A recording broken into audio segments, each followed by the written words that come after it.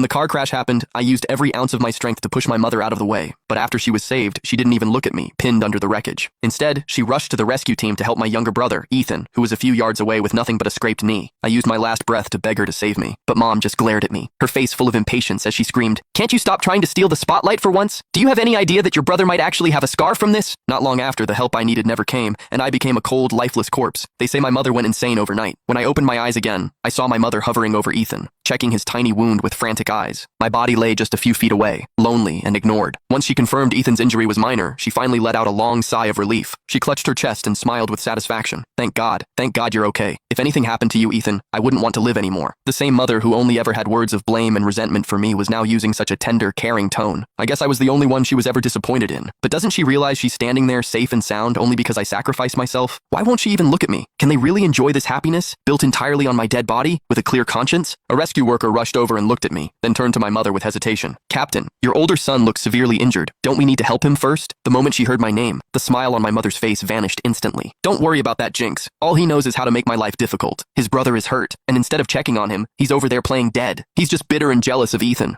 I don't even want a black-hearted son like him." Those words were like poison daggers stabbing straight into my heart. The pain was so intense I felt like I would black out. Even breathing felt like a luxury I couldn't afford anymore. We both came from her womb, so why does she treat me like this? Was it because of that time years ago when she took us to a dinner at her boss's house? Mom had tripped on the stairs while we were leaving. She was about to fall, and I flew forward to grab her hand, preventing a disaster. But in my rush, I accidentally knocked over her boss's expensive vase. Mom felt she had lost face, and she slapped me twice right in front of everyone. I talked back because it was unfair, and from that day on, she decided I was an ungrateful viper. Since then, her entire heart belonged only to Ethan. I became nothing more than invisible air in that house. I had no status, and whenever she was in a bad mood, I was her favorite punching bag. It's truly pathetic. Listening to my mother's cold words, Ethan was secretly gloating, but he put on a fake mask of concern. "Mom, don't talk about Mason like that. He's probably just still angry." My mother, who was starting to calm down, flared up again the moment Ethan defended me. "Ethan, you're just too kind. That's why he keeps finding chances to hurt you. Look at you sticking up for him while he's just lying there. Does he even have a soul? How can two brothers be so different? I wish I had just let him die the day he was born." My mind went completely blank. I never imagined she hated me to this extent. She wished I had never existed. But Mom, I really have left this world now. The moment I pushed you, that heavy truck rolled right over me. My organs were crushed, and as the weight of the world pressed down on me, I was still worried. I was thinking about who would take care of you after I was gone. The despair of my final moments swallowed me whole again. But this time, I didn't have a single reason left to want to live. When Mom and Ethan walked through the front door, they found Cecilia sitting on the sofa. The moment I saw her, my restless ghost heart felt a flicker of light. Without even realizing it, a smile touched my lips. "Mrs. Miller, how is Mason doing?" she asked. She was the woman I had loved for years. No matter what people whispered about me, she was always the one who stayed. But just as my heart filled with joy, she reached into her purse and pulled out a ring. She pressed it into my mother's hand. "I'm actually here to break up with him." The words hit me like a bolt of lightning.